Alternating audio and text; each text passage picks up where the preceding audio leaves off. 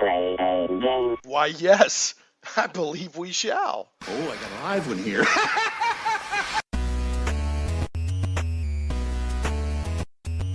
Getting geeky all up in your podcast. It's Shane Plays Geek Talk, a journey into the things we love. I'm your host, Shane Stacks. Thanks for pressing play, tuning in, listening in, all that good stuff. It's been a while since I got a podcast out. I've been busy as we all get in life, but that's one of the, I guess, the advantages of the podcast format. You can get 4 out in 1 month and 1 out over the next 2. It's just you get 1 out as you get it out. It doesn't have the constraints when I used to be on weekly talk radio. It's like come hell or high water, there will be an episode. But like a zombie, and this fits in. See, I'm doing a clever foreshadowing for today's show and guest. Like a zombie, I erupt back into sight from the earth to lurch into your podcast and have an episode. So today we're joined by a multiple, just general all around groovy, cool guy, geek, Tracy Wilson. He does numerous things, but one of the main things we'll be talking about today is he's got a novel on Amazon and maybe some other places too. We'll find out about. But he's got legit geek cred too, so we'll get into that. But anyway, Tracy Wilson, welcome to Shane Plays. Thank you for having me. Yeah, man, glad to have you. Been wanting to make this happen for a long time. We bump into each other a lot over the years in the local Little Rock, Central Arkansas geek circuit. So yes. Yeah, so and you're one of those people. I actually made a note to tell you this. You're one of those people that's like in a local community, subculture, geek community or whatever. Every time I see you, it makes me happier. I'm like, oh, there's Tracy. So yeah. And, you're out there usually at conventions and other events. If it's geeky, I'm probably going to at least catch a glimpse of you. So most of the time, yes. Yeah. So it's just always good to have you out there. But you're just a nice guy. So I've been wanting to have you on anyway. But this is a good opportunity to let people know about your book. We are going to be talking about your book, Zombie Bytes, which, as people may have surmised, is probably about zombies. Yes, they are. Yeah, but before we get too deep into that, I wanted to tell people a little bit more about you. One is you've been with the 501st Legion for who knows how long. That's if people don't. Well, I'll let you tell people what the 501st Legion is. Tell us about the 501st Legion. The 501st Legion is a worldwide Star Wars costume group. We do the bad guys. It's licensed through Disney and LFL, which is Lucasfilms. And basically, we attend conventions like you mentioned. We do special events like Make-A-Wish. We've done children's hospital events. We've done parades. In any event that we attend, there's absolutely no charge. At last count, we had probably 13,000 members worldwide. Wow. And I know that I don't know if it's the official or unofficial tagline. It's bad guys doing good. Yes. Right. That's the official tagline. Bad line. And your stuff, I mean, you have standards, right? You're like, in order, like we have a mutual friend, Otto Schmidt, right? And he has recently, in the last couple of years, I think, joined the 501st. And I remember he was telling me, like, because I think he was doing the TIE Fighter pilot. Correct. I believe. And, I saw the convention where he brought it. And like the people from the 501st were inspecting it to make sure that it met standards and all that. So you're serious about having fun, I guess is what I'm saying. And you want to make sure that their organization and Star Wars and Lucasfilm and all that is represented well. So, and I think you call it, when you guys and gals get together and do stuff, I think it's called trooping. Is that right? Yes, that's what we call it. We're going to go do this troop, right? And it could be any event, right, that we tend to. So, and every time I see the 501st has a wonderful booth or multiple tables they put together at conventions, and they always bring all kinds of cool props and little free trading cards. They always give my son trading cards and stuff like that. But I flipped through the costumes that are approved. And it's a much wider range. It's not just stormtroopers. I mean, there's a pretty wide range of like Imperial technicians or, this or that. Or, I mean, Mandalorians, of course, have gotten a lot more Yes. popular. So, yeah. Any costume that you've seen on a TV show or a movie, or if it's seen in a comic book, Right. if there's 3 different references, it can be a costume. If it's a bad guy, a bounty hunter, Right. And of course, there's dark Jedi and Sith, and the Jedi or the Sith have their own group, like the Mandalorians, the Rebel Legion. But are they all under the 501st, or is that separate? It's separate. It's separate. Okay. The good guys, that's the Rebel Legion. They have their own thing. The Mandamarks have their own thing. So, but we all have fun. Yeah, it's great. I mean, I'm a big fan of the fight. Like you said, you do charity, you do parades, you'll go to hospitals, you'll, so it's not just having fun; it's trying to do good with like-minded people. I know that it's referred to as costuming. It's a costuming association, right? That's correct. Yeah, there's a certain approach to it, and it's just I've always been impressed, and it's even gotten enough recognition that. Correct me if I'm wrong, but in The Force Awakens, when they're at Moss's castle, where the Han Solo goes there to talk to Moss and all that, and they have all those flags and banners.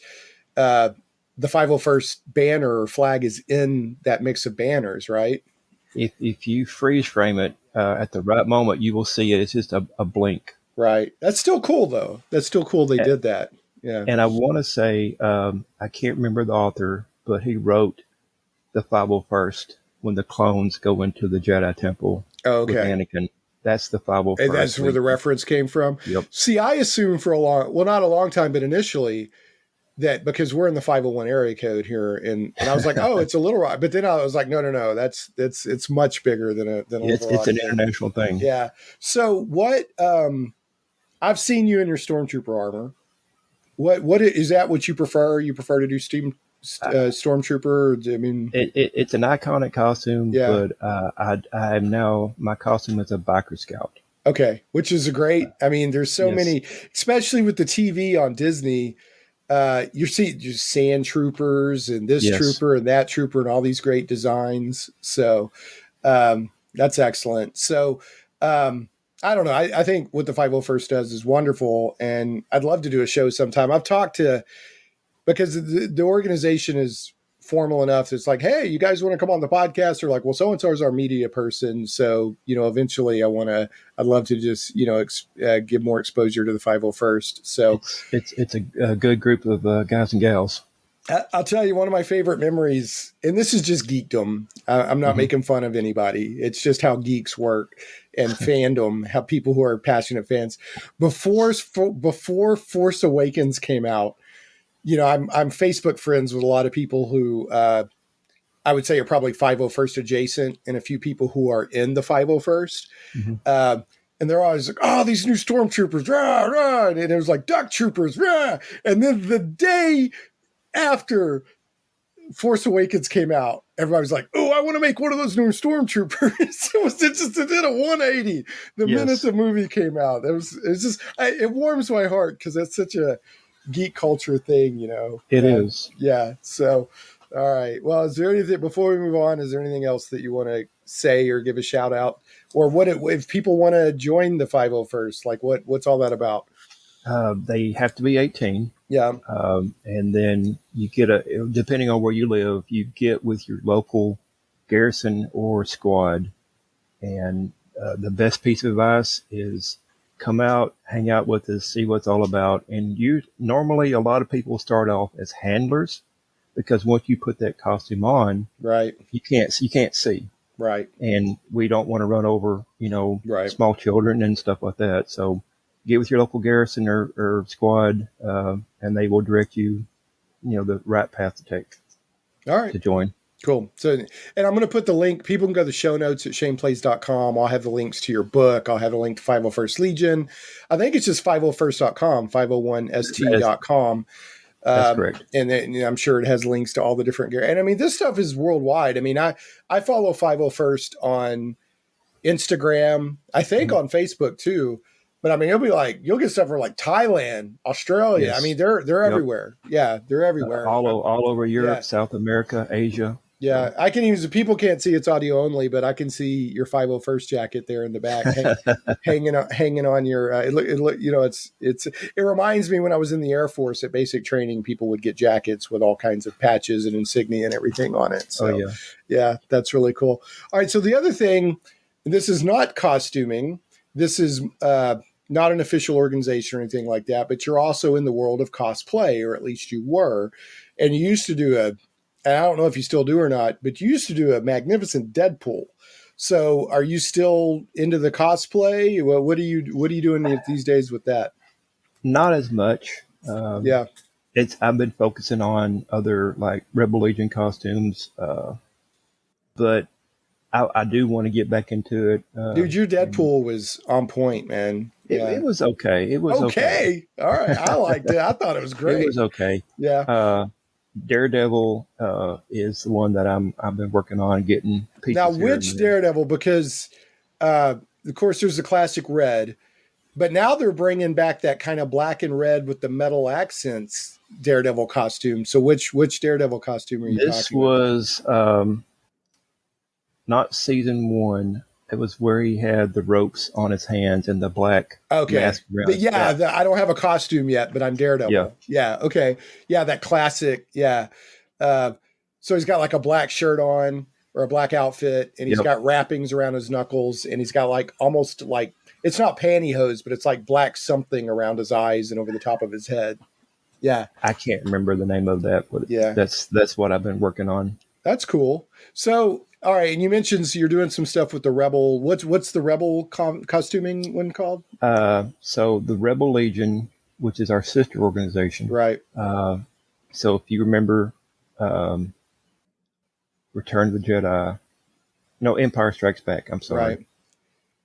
In Cloud City, when Lando makes the announcement the Imperials are here, if you look, there's a gentleman in the back carrying what looks like an ice cream maker. Okay. And that's Wilro Hood is that character. It's very, if you blink, you miss it. Is that who you want to be? Orange. Well, that's what I've got that costume. And I'm working on eventually getting a Jawa. Okay. That's cool. So I'll be a very tall Jawa. Yeah, that's cool. So, and I'm assuming maybe it's a newer organization or whatever, but the Rebel Legion isn't as big as the 501st yet, right? I don't think there are that many members, right? But a lot of members are dual members. They're both 501st and Rebel Legion. So this is a good question. What is it about dressing up as the bad guy that's so appealing? Because it's fun, right? Bad guys have all the fun. They have the cool stuff, cool outfits and everything, right? I think it's because they're so iconic, like the Stormtroopers, Boba Fett, Darth Vader. It draws people's attention because they're so iconic. Growing up, right? That's the characters that you see on the movies. So there's some cool Rebel characters too. Yes, the Wookiee. Wookiee. The Wookiee. Yeah, of course, the Wookiee. I'll tell you, I love when you get these little like small characters that kind of break out. Mm-hmm. I don't know his name, but he's a Rebel X-Wing pilot. He's got kind of a gray beard, and he's showing up in a lot of the new. And he's he went in Ahsoka. He was in Hera's little squad. He's really kind of become a fun breakout character. And he's actually a 501st member. Is he really? Yes, he that's is. Great. I love to hear that. So, but he's a fun character. I'm glad to hear that there's also the Rebel part, and so it's not just the 501st. But I'd probably dress up like if it's a bad guy, to be honest. So it's a lot more fun, in my opinion. So well, it also looks cool. Like if you're in a parade or something, and you have a bunch of stormtroopers together, it just looks cool. Right. So you have 20 stormtroopers marching on the street, you're going to get attention. Yeah, it looks great. So I'll tell you, speaking of stormtroopers, I was actually think I was 5 when Star Wars came out. I won't say how old I was. All right. For the longest time, I thought they were robots, even though, Luke and Han get in stormtrooper outfits in Star Wars, so what, logic doesn't matter. I'm 5, right? For several Right. years, I was kind of shocked when I found out. I was actually disappointed because I thought it was cool when in my mind they were robots. So, but anyway, yeah. But and I used to think lightsabers, because I was too young to know a saber meant a sword. Mm-hmm. I thought a lightsaber was a lifesaver because you use it to save people's lives. Anyway, what do you know? I can see that. It's good to be a kid, right? It is. Yeah. So, and sacrilege. I've got some sacrilege for you. Uh-oh. I can remember arguing when I was a kid that I liked Thundar's sun sword better than lightsabers. So I apologize for that heresy. I take that back. We forgive you. We forgive you. Thank you. Thank you very much. So, all right. So cosplay, you're not cosplaying as much, but you might do some Daredevil. Yes, have you retired? Have you retired your Deadpool? Deadpool is long retired. Yeah. To many people's enjoyment. Yeah. Well, there's a lot of people out there that do the cosplay of Deadpool. Yeah. And they're 10 times better than what I had. I thought yours was good. That's all I can tell you. I appreciate that. I mean, I love cosplay in general. I've never had the time, and there is stuff I might cosplay but I've just never had the time. But I absolutely love when I go to conventions and seeing the cosplay. Like I had the last episode I had was with a couple of cosplayers called Simple Tricks and Nonsense. And they got their name from Han Solo saying it's a bunch of simple tricks and nonsense. But, they kind of put it in a way I'd never thought of. They were like, conventions are like a cosplayer's gallery where they get to put their art out, right? And have people react to their art. Exactly. And they said some people that are into cosplay these days, they'll go to the big conventions. They won't even pay all the big money to go into the convention. They'll hang out front and just, where people are coming into the lobby before they go into the main convention. A lot of people just hang out there, so, it was kind of interesting to get their perspective on cosplaying and what conventions mean to cosplaying and all that stuff. But I always see some really good things. Now you go what's your favorite convention? You go to like Dallas, don't you go to Fan Expo? I've been to Fan Expo. Yeah. I've been to Orlando, Mississippi, and I mean, all of them have their own unique thing. Yeah. I really can't pick a favorite. I got you. That's fair enough. I mean, they all have their own thing, and I enjoy going. I just enjoy going to see the people, right, taking with friends and seeing, like you said, all the costumes. Yeah. No, it's cosplay has gotten, there are some people that they're, and I'm not here to dog on anybody because I don't cosplay. So I'm not dogging on anybody. There's some people that are more low effort than others, and I'll put it that way. Some of the high effort stuff is mind bogglingly good, and but even if somebody's just went and wrapped a mask around their face and said, I'm fine, have fun, cosplay, enjoy it. Yeah. I mean, that's all it's about. That's right. all it's about is you go in there and you have fun. Right. Yeah. Go have fun. So, all right. Well, I'm looking forward to catching your Daredevil, whenever you debut it. So the other thing I was going to add Zombie Bytes, we're going to be talking about Zombie Bytes, your novel, which is ostensibly the reason we're having this episode, but really it's just a chat with you because you're a cool guy. I'm not going to go into your personal business if you don't want to reveal it. I'll just say your profession is adjacent to law enforcement, and I'll leave it at that.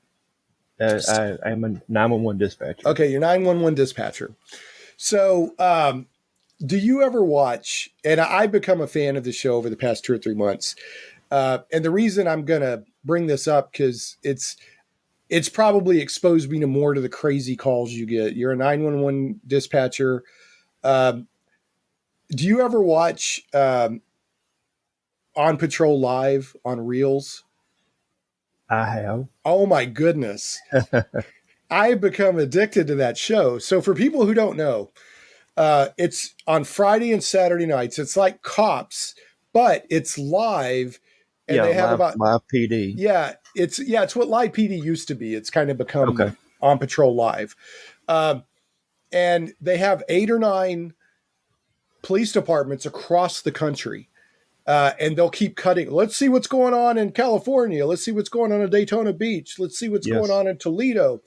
And dude, the wide range of craziness that these police have to deal with is mind-boggling.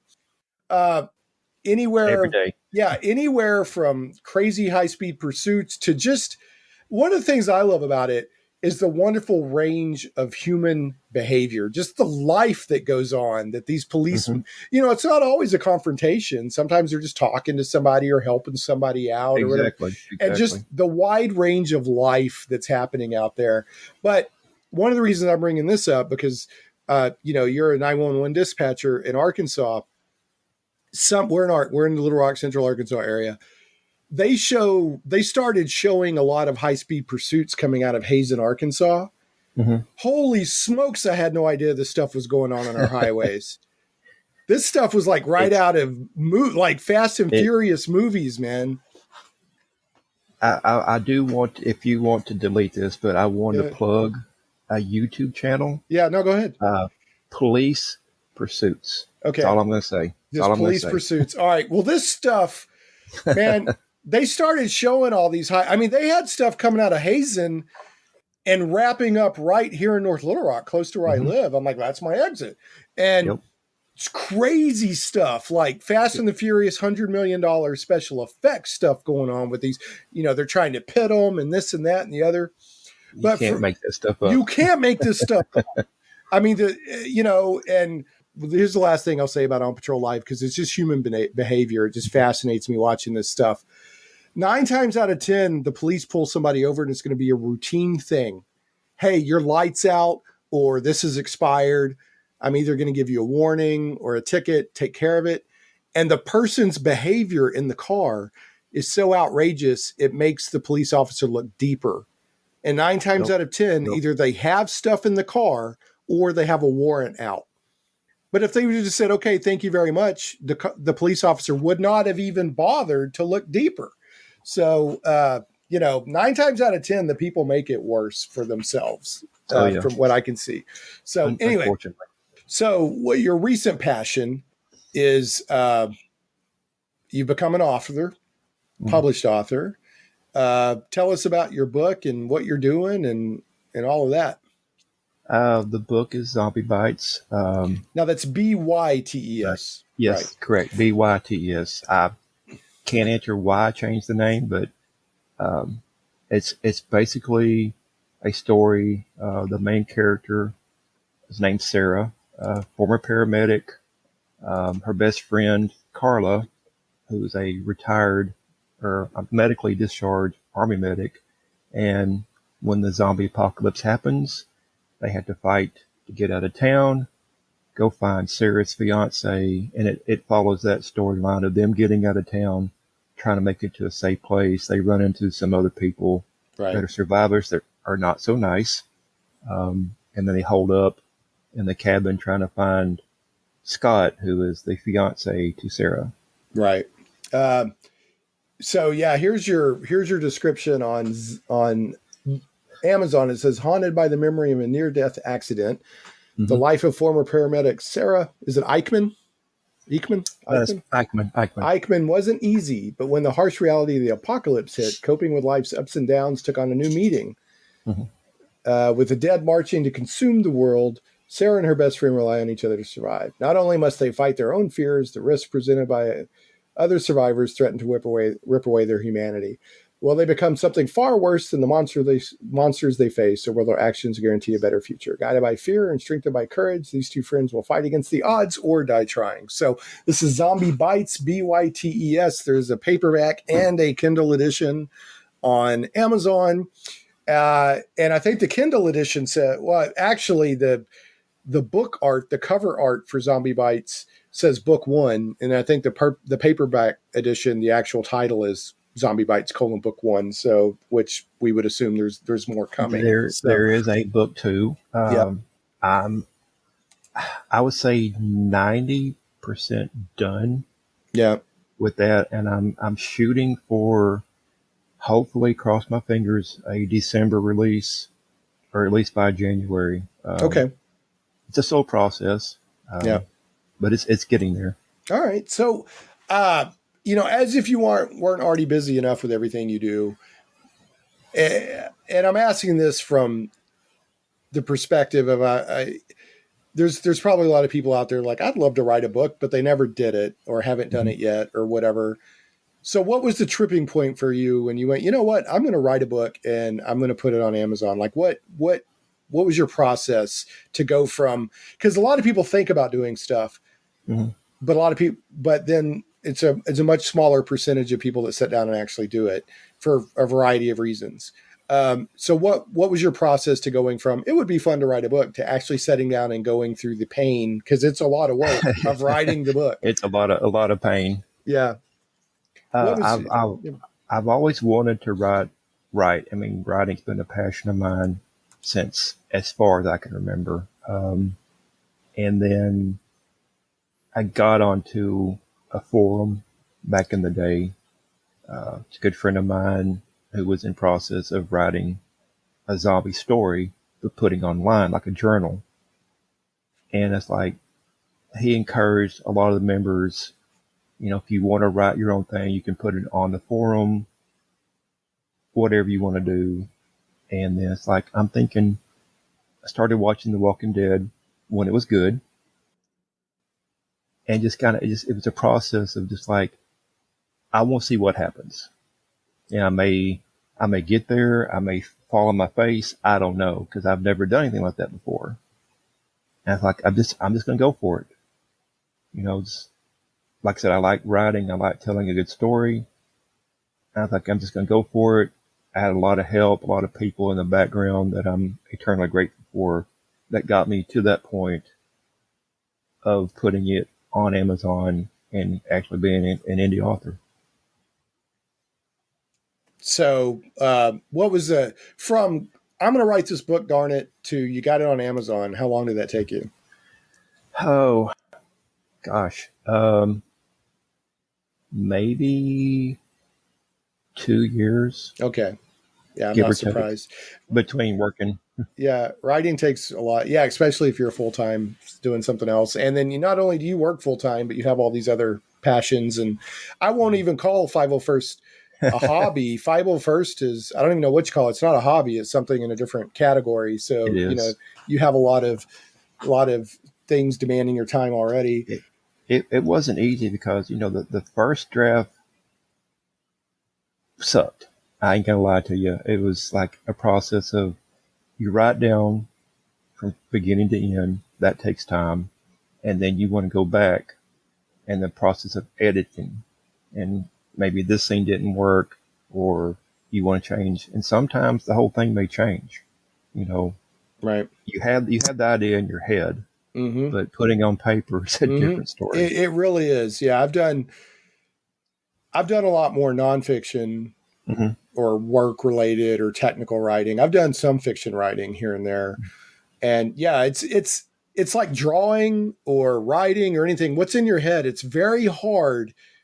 Even though in your head it seems so clear, it's very hard to get that on paper in a creative. So did you have, did you do it? Were you a one-man show? Did you have somebody help you with editing or anything like that? Like what was it? Once the final draft was done, I had a good friend of mine in Canada.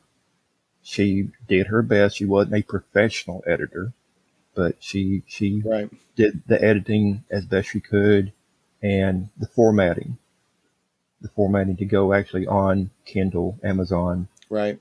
That's a different process. And we went back and forth with Amazon saying, well, this isn't right. Got to do this. Yeah. What is that? Tell me. I've wondered, to get something in a Kindle format. Okay. I've wondered how hard that is to get to Kindle format that looks good on Kindle. There are some programs out there that will format it for you. Yeah. I can't really think of a specific, what it's called. I have it saved in my phone somewhere, but it has to be formatted a certain way to be in a book form. So the pages won't bleed or has to be a certain height, Right. width, and stuff like that. That's beyond my pay grade. I got you. But it's not as easy as just saying, "Hey, Amazon, here's my book." I mean, there's some formatting that you have to. certain Okay. certain steps you have to do.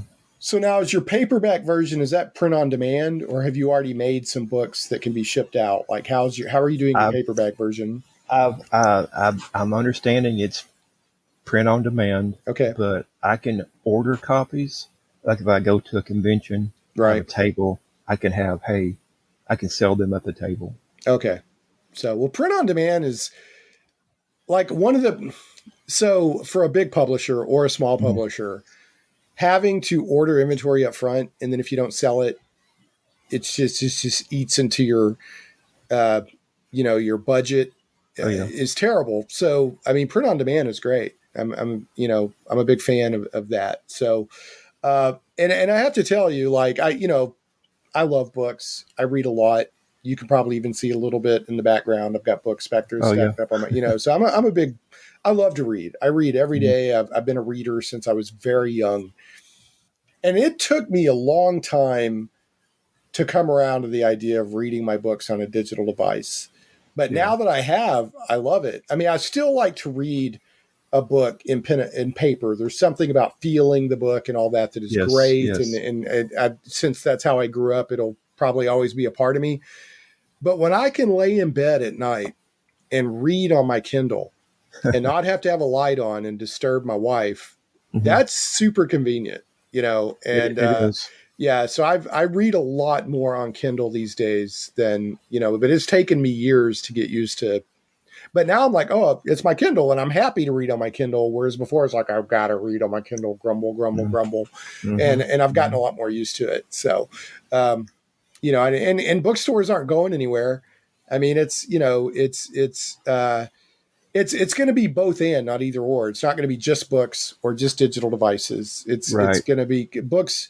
In some ways, I've heard bookstores are, like Barnes and Noble is fine. It's better than it's been or something. I don't know. So it's, there's room for both. There's nothing like holding a physical copy. Yeah, that's true. Yeah. And then, I mean, I hear you. But the convenience of Kindle, like, I want to read that book. One click, boom, and 2 seconds later, you're reading it. Yeah. I love my Kindle. Yeah. So I've got the paper white that lights up. So anyway, but so what was, other than when you make a sale, because I know that feels good to you, you're like, oh, I sold a book. Yes. What's the biggest pleasure what's the biggest reward you've gotten out of going through this process? Just having it out there for the public to read. I mean, yeah, I will never be a Stephen King or a George R.R. Martin, but knowing that it's out there, knowing that I accomplished this. Right. And like you were saying, not a lot of people have done that. And if you have a story in your head or whatever in your heart, go for it. Yeah. No, I agree. I encourage people. I mean, I'm a big fan of, if you have a dream in your heart, chase it. Yes. And, over the years, I've learned that the pleasure is in the doing it. When you first start, let's all be honest, human nature is human nature. When you first start, you want to be big. You want everybody to do your stuff or read your stuff or listen to your stuff and give you all kinds of compliments and everything. That's human nature.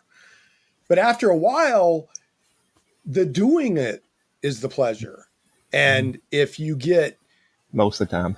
Yeah, most of the time. I mean, people want, it's nice to get paid or to get a paycheck or for, but, with my podcast, I've done this so long now that, I was on the radio for several years. Now I do this. I have some other stuff that I do, some creative drawing. I've been working on my drawing for a few years.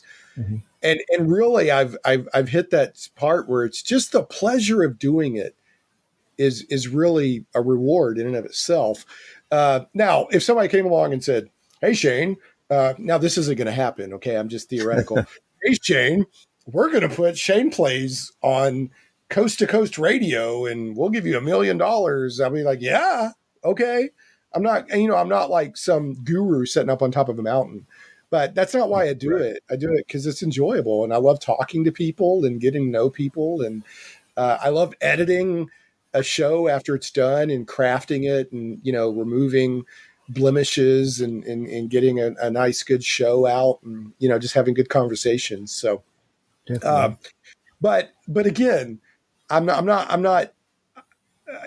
saying that it doesn't feel good when you make a sale or if Amazon sends you a little bit of money, right? It does. It helps. Yeah, that's nice. So Makes it feel like that I'm not an imposter. that's the thing. I've got a friend who, and I mean, in my view, he's very successful. Uh, Hmm. he's got a successful YouTube channel. He's written a lot of books, this and that and the other. But he's like, man, I wish I could make more money out of this. And at first I was kind of turned off by that because I was like, are you just in this for the money?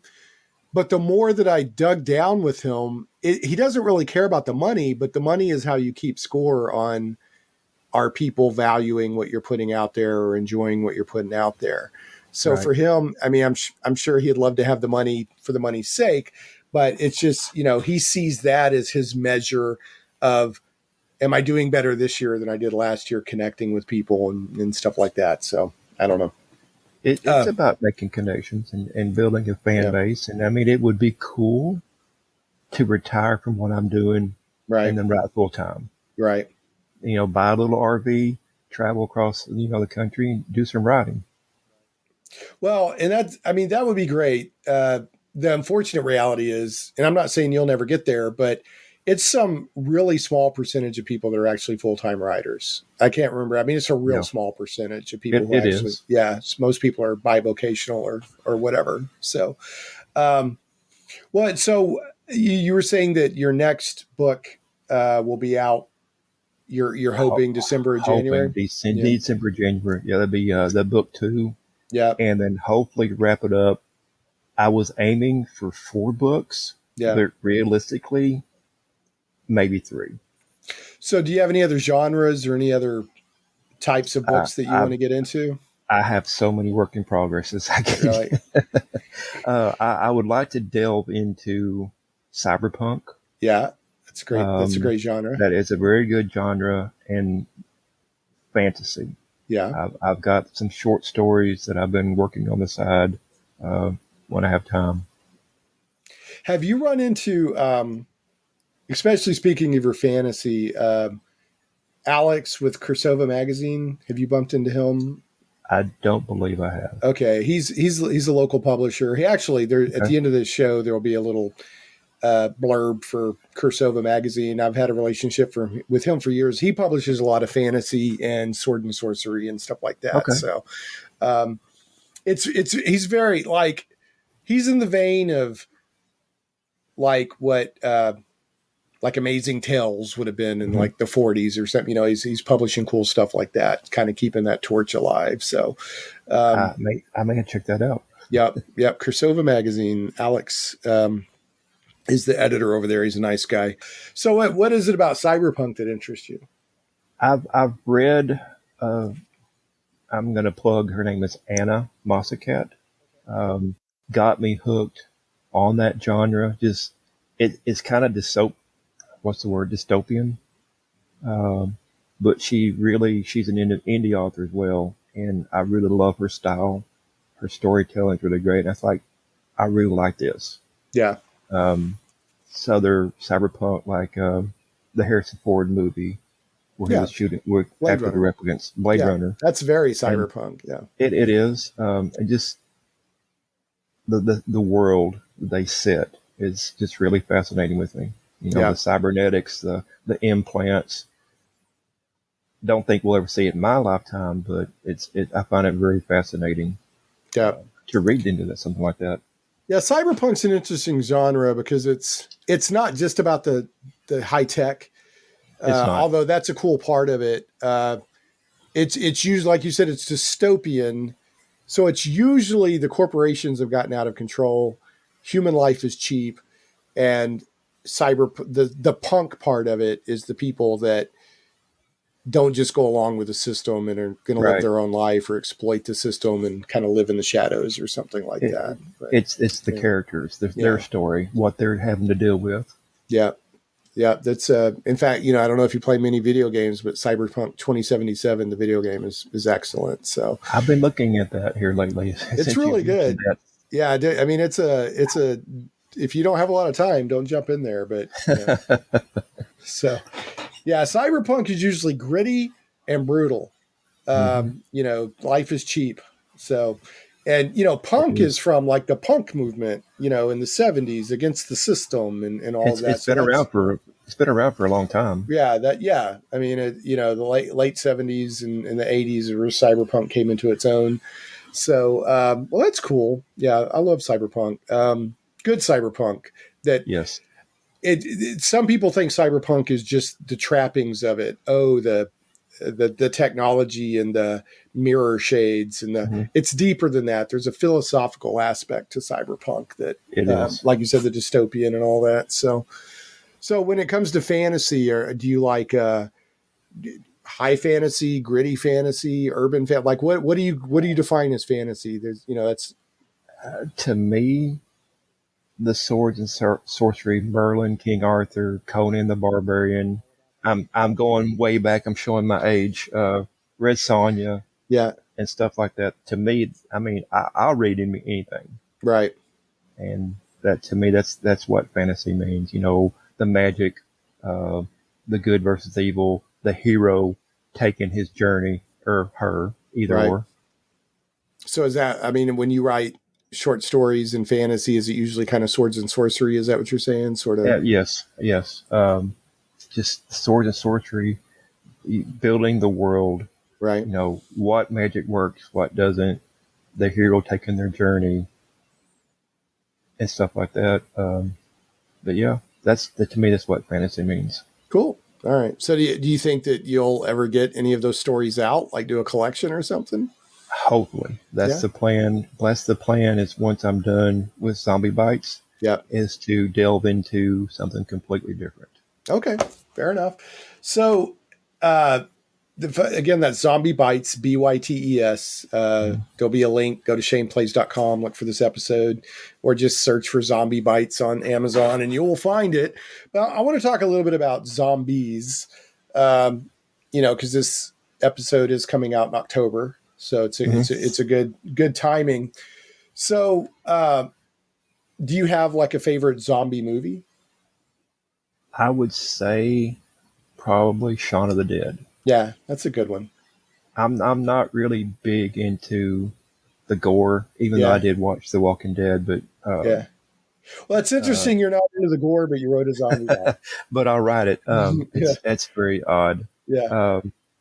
Night of the Living Dead. Yeah, absolute classic. The classics, and then most of the Resident Evil movies. And it's funny. I didn't like any of that until I was with the friend of mine named Chris Philbrook, another plug, got me hooked into it. I enjoyed his writing, and that led to watching Zombieland, The Walking Dead, and then wham bam, I've got a story. Interesting. Yeah, The Walking Dead is so. I love zombie movies. I've loved them forever. I was like a zombie movie Romero type fan well before the zombie. I'm not going to call it a fad because it's been enduring, but the past 10 or 20 years, zombies got really popular in pop culture, which is cool. I'm not against that. I'm like, great. But I mean, I was like hardcore into, watching zombie movies and reading zombie stuff way back in the day. But yeah, I love Night of the Living Dead. That's an absolute classic. This is such a great movie. Return of the Living Dead from the 80s, magnificent mix of comedy and seriousness and gore. Of course, you got the Italian zombie, like the Zombie, they called it. I can't believe I can't remember the director off the top of my head. It's like, there's movie elitists out there right now that are wanting to climb through the microphone and kick my butt for not remembering his movie. But that's got there's like literally like a zombie fighting a shark underwater and just crazy fun stuff like that.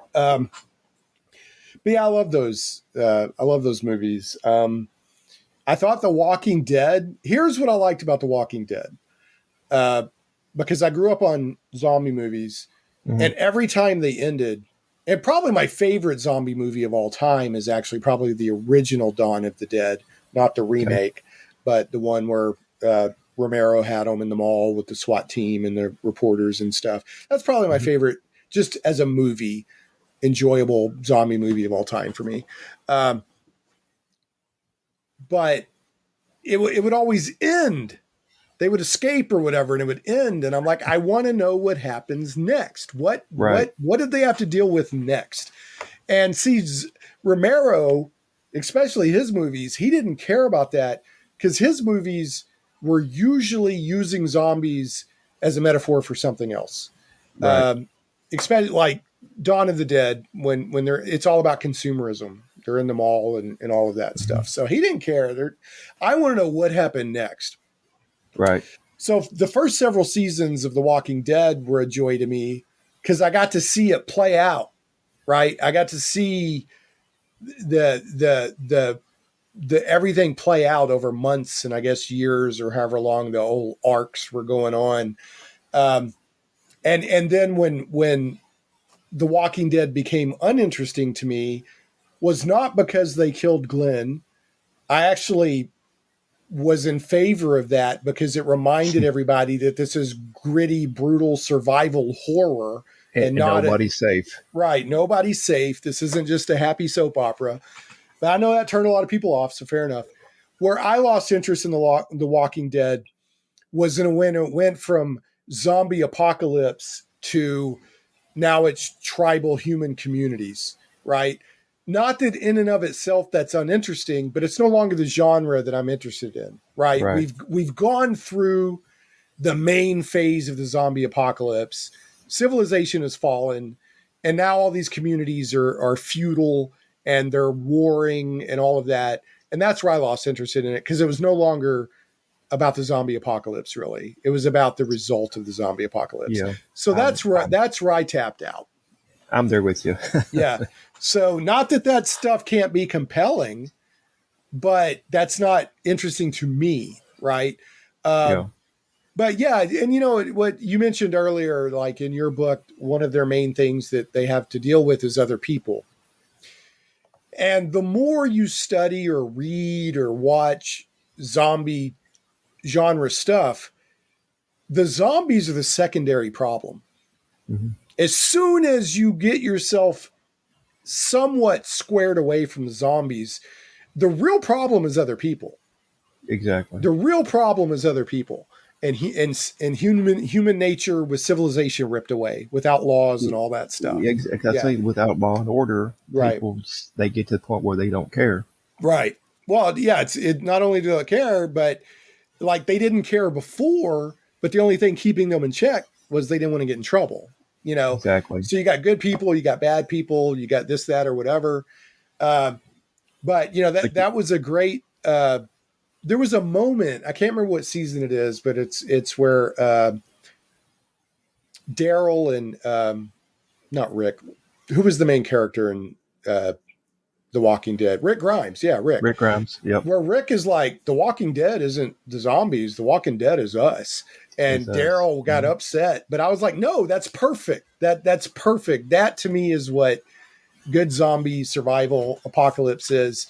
So you got to, you know, you're cruising through the cities and you see somebody else and you're immediately like, can I trust this person or not? Like, nope. I don't know if you remember that community. I don't know how far you went into Walking Dead, but there was a season where this lady who had been a politician put a community together that was pretty safe. And the way that they tried to recruit Rick and company is they left a bunch of bottled waters in the road for them to find. And Rick and company had been in survival mode for so long. When they saw that water, instead of being happy to see the water, they were kind of angry and cocking their weapons and like, what's going on here? And then when the guy showed up, they almost killed him, because it's like, yeah. Is it a trap? Right. Exactly. And that's where that's the fascinating stuff to me. And then you get like little dictatorships like the governor. I mean, I guarantee you, if any apocalypse comes along and 10% of humanity is left or whatever, those situations are going to happen where somebody who's charismatic and good at managing people is absolutely going to do stuff like that.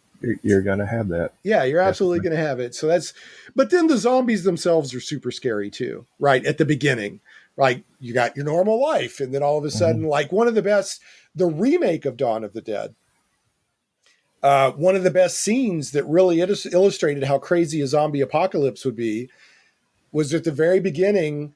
The lady and her husband are in bed and they wake up and the little girl next door is standing in their doorway. And they're like, well, hello, Susie, or whatever. And next thing you know, she's chomping on the husband, just crazy. Like, where's this coming from? Where did that come from? Yeah, where'd that come from? So yeah, that's all great and scary. And the zombies can serve as metaphors for so many things. I mean, whatever you want to do, it's like, mob behavior, mass panic. Some people could interpret them as ideologies like communism, we're trying to brainwash you or something. Consumerism, they can stand for so many things. And then of course, so much you can pick from. Right. And then of course there's just the shock value of what are basically people eating your brains. So, I'm trying to think what are some of my favorites. I mean, there's so many good zombie movies out there, and it's really turned into its own subgenre. I mean, there's so many. World War Z was a good one. World War Z was excellent as an action movie, a little bit of a horror movie. I saw it more as an action movie. But have you read the book? I have not. Oh, that's on my list. Read it because it's so different.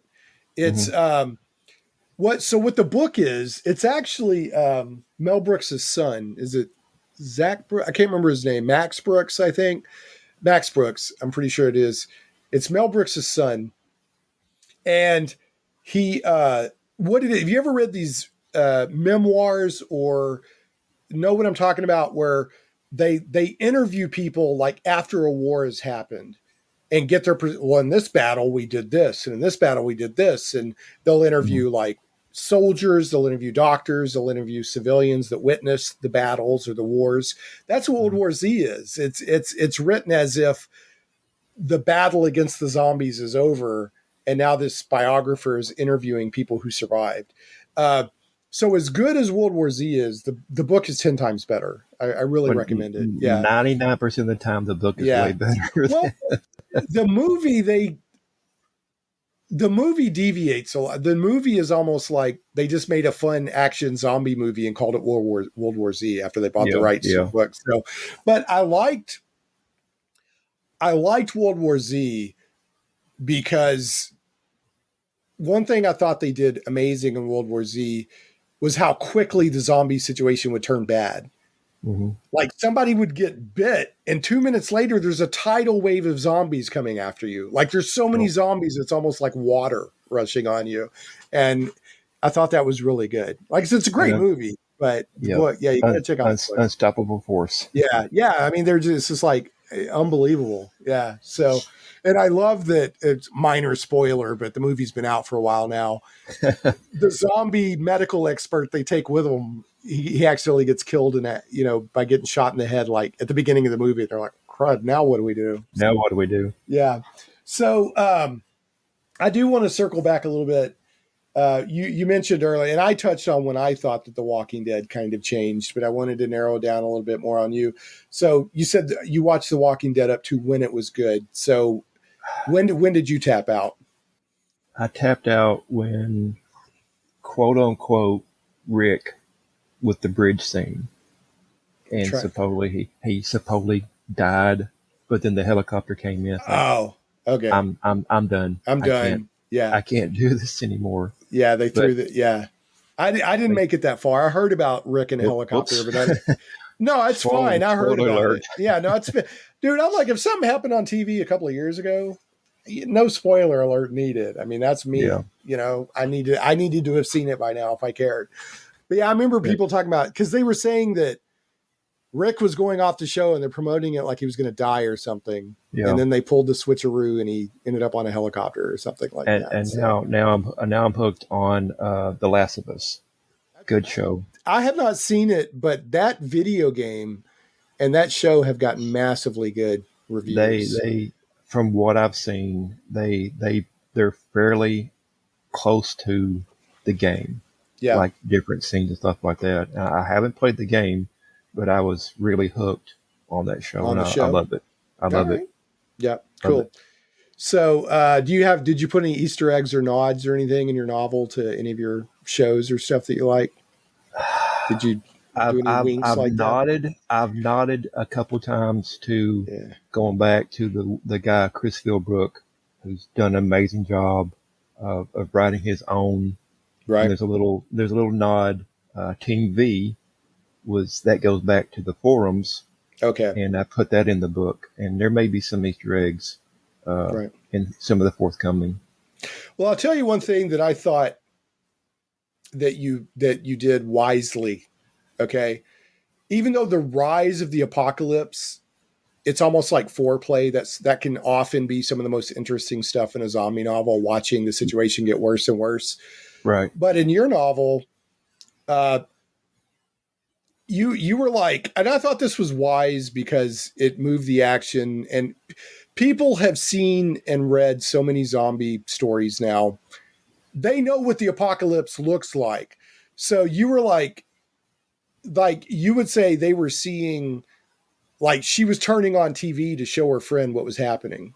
Mm-hmm. But you didn't even have to spend time to show what was on TV. Like you let the reader fill it in, right? It's like, let's keep on with the action. I don't have to take a chapter. We know by now what the zombie outbreak looks like. Right. So, you kind of let it's almost like, when they make a Spider-Man movie now, they don't spend a lot of time on the origin because, or Batman, everybody knows. Everybody knows. Right. It's interesting and it can be interesting, but it's not necessary to move the act forward. So I thought that was compact and interesting storytelling when you did that, I appreciate that. Yeah. You let the reader have their own imagination. Right. Yeah. Let them fill in. They already know. Right. They know when Sarah or whoever it was turned on the TV and said, "Look at these news reports." They know what they were seeing. Right. Mm-hmm. So I thought, just kind of, let's just get to the action. Everybody just jump right in. Yeah. Let's get in the truck and let's go. Let's try to find Scott. I love that, like a trope, you can't get past it because you have to have some way to communicate. And when the cell phone lines and everything are going down, you got to have a sat phone. Mm-hmm. We got the sat phone, baby. You have to, if you're going to have people communicate in the zombie apocalypse, because cell phone services are not going to stay up as long as they usually let them stay up in the books and movies, because you have to have power. You have to have all these others. And I've only seen one movie allude to this. I can't remember the name of it now. I watched it on Amazon. Mm-hmm. And there was a rumble off in the distance. And then a little bit later, people started getting sick from radiation poisoning because the nuclear power plant blew. Yep. Right. People don't think about that stuff. Right. I mean, you have to have people there to run it. Right. And even, if the zombie outbreak happens too quick for them to do emergency shutdown procedure, and you got people, I'm at my post at the nuclear power plant. Ring zombie apocalypse. I'm going home to my wife and kids to make sure they're okay. Right. So you got to factor in human nature. So priorities. So, but I think a lot of times these movies and shows are optimistic in how long they let public services stay up. They'll be like, I'm going to stream the zombie apocalypse to YouTube for, as long as I can. And a week into it, they're still watching. He said, I'm still getting views on YouTube. No, you're not, dude. And it's, you have to do your homework. I've Googled. Google is my friend, and I'm probably on somebody's watch list right now. But for the stuff that you look up. For the stuff that I've looked at, that has to do. What will an ice pick do to the human brain? Yeah. But you try to be as realistic as you can, but Right. then you don't want to dull the Right. reader of, like you said, a chapter of this is what's going on. Right. And you want to get it moving, and you want to Right. get it as quick as you can. Right. All right. Well, cool. Well, we're at about an hour, so I'm going to wrap this up. Really? Yeah, goes quick, doesn't it? Or did it feel longer? Have you been on the torture rack? No. Okay. All right. Is there anything else, folks? Remember Zombie Bytes? Support independent authors. There's a lot of people out there that they're working hard, and the big stuff that you can find at Barnes and Noble or the big public. There's nothing wrong with that stuff. There's good stuff, but there's a lot of undiscovered talent out there that take a risk. Like, let's see what. I've already bought the Kindle edition, so I can't see what the price is on the Kindle. What is the price for your Kindle edition and for your for book? an ebook is 99 cents. 99 cents. 99 cents. The paperback's $5. Go check it out, folks. Zombie Bytes. All right. Is there anything else you want to mention, promote? I just want to give a shout out to Chris Philbrook. Yep. How do you spell that? If people want to look him. PHILBROOK. He does Adrian's Undead Diary. Okay. Excellent series. Read it, love it, consume it. He was the main person that is that Force V or V Force or whatever or is that something different? Team V. Okay. Yep.